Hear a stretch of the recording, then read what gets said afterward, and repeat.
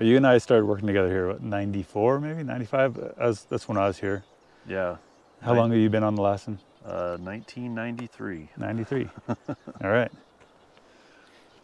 And is your job now more regional, or are you still pretty much focused on this area? I cover northeastern California, so I'm a regional employee. I cover the Modoc, Lassen, Plumas, Tahoe, and Lake Tahoe Basin. Okay. So since we work together, like half your territory is burned up, right? Well, right around Susanville, that's a pretty true statement. Yeah. But yeah, there's been a lot of fire in northeastern California, especially over the last decade. Just a little closer to your lips.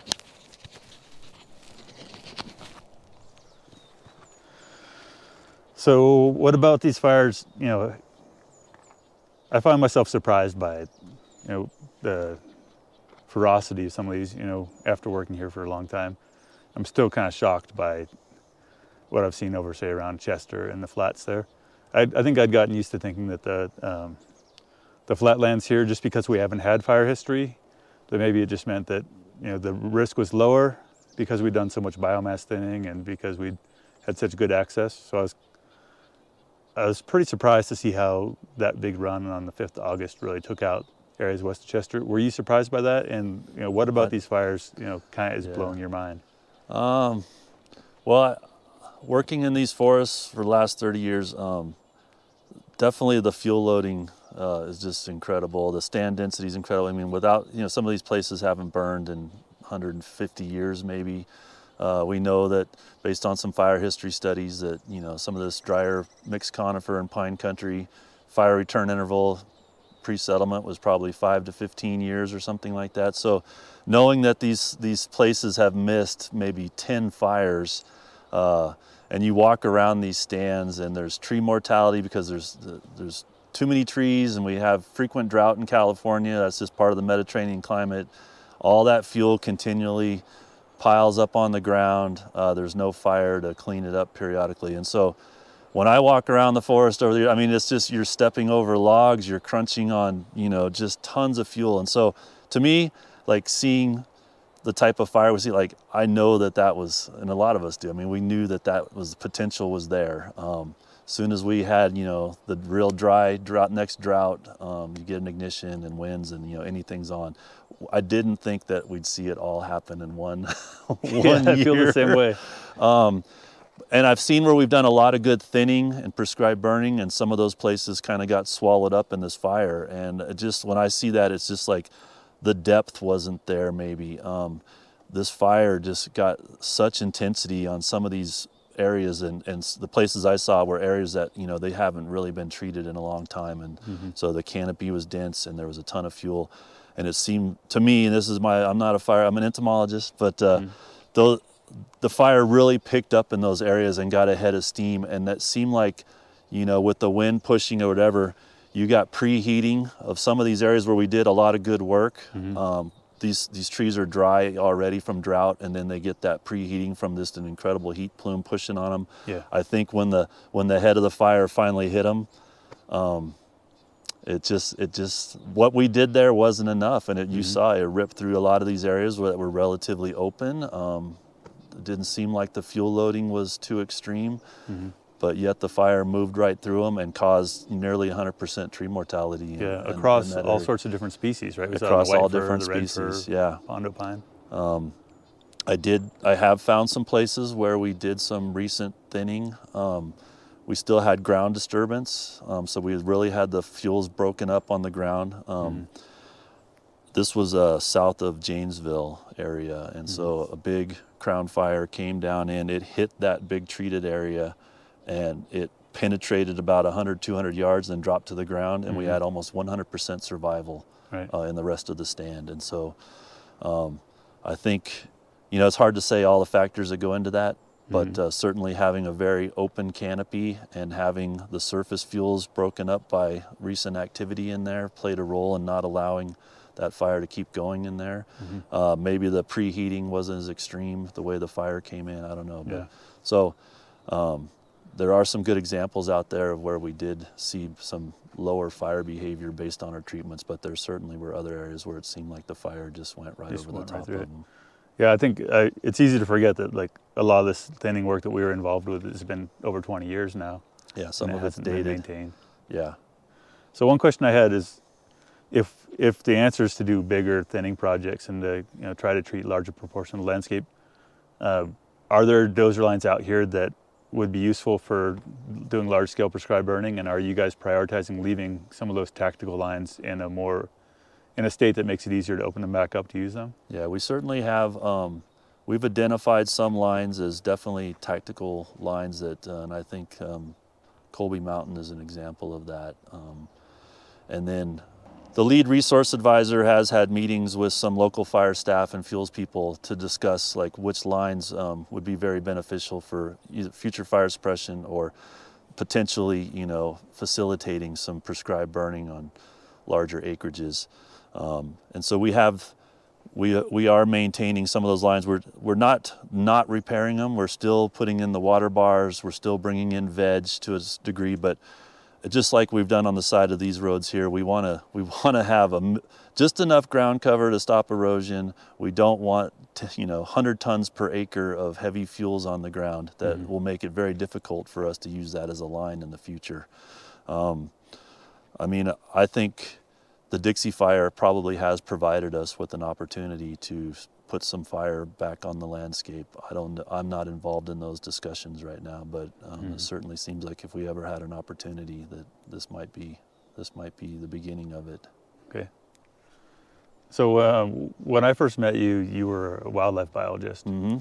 And so I've been hearing a lot of people have questions about the wildlife impacts of the fire. Can you speak at all to the impacts of the fire, or what you know so far, impacts on the deer herd, impacts on bears, other mammals?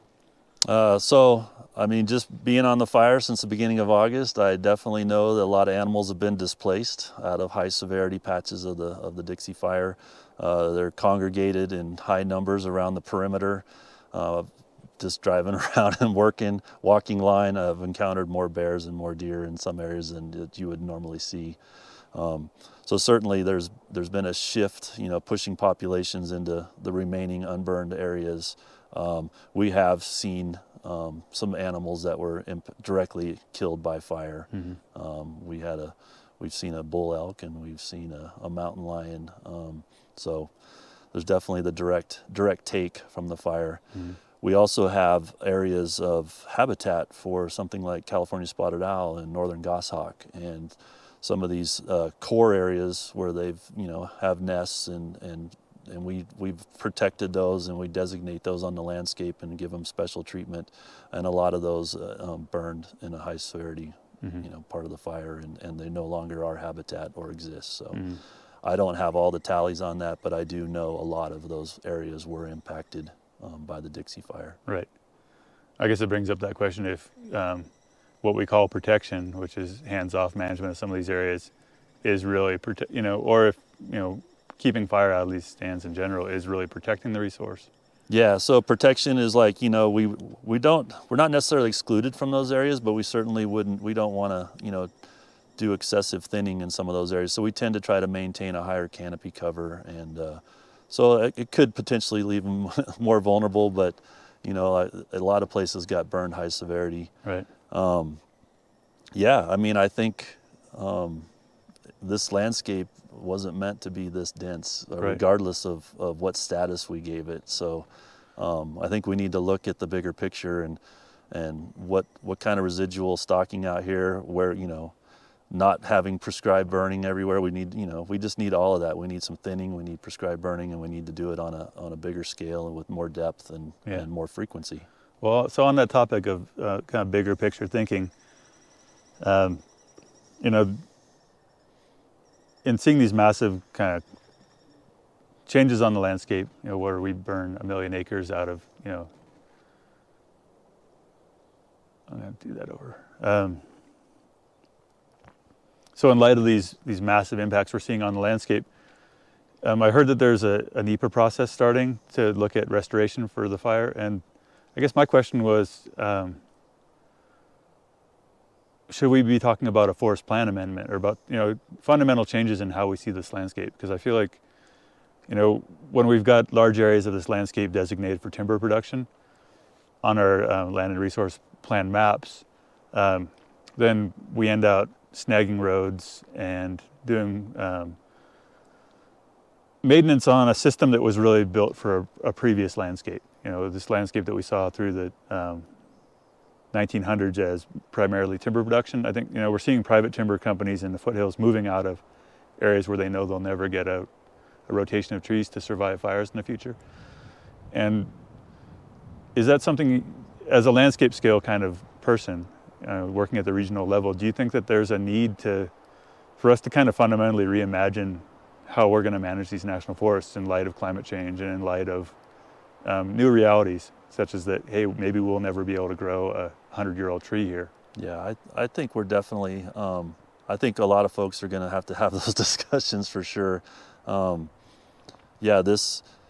If last year's fires didn't convince you, then this year's fires should, that we really need to look at what we have left out there, what we've been doing in the past, and how these fires have impacted those areas. And if it's not working, we certainly need to have the discussions of what's our next step, and whether that be coming up with new forest plans or I don't know what the answer to that is, but certainly you would have to look at this land with a new eye after this kind of an event, and come up with maybe some new thinking on what's the most appropriate way to go forward. And it's what do we do with the remaining green stands?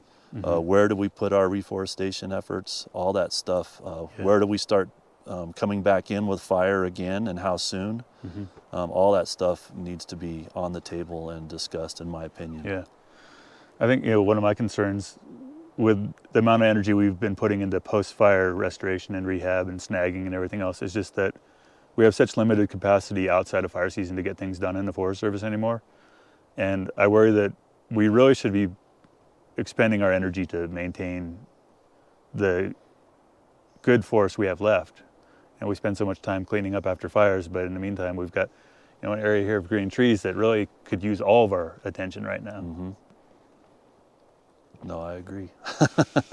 And that's a balance that is made. We have a reforestation or a restoration team being formed at the region. I'm not totally know who all's involved, but that is one of the things that I've heard them mention. Like it is trying to strike that balance. We want to. The first thing you want to do is just go fix what got beat up. Right. But you do have to balance that with, like, you can't get so involved with that you forget about these remaining green stands that are still in this high risk condition, high risk to catastrophic stand replacing wildfire, and at high risk in some cases to bark beetle outbreaks. So it'd be nice if we had resources just to go at both, as fast as we could, but we don't have that, and until we do, we're going to have to figure out a way to prioritize and make sure we're addressing both.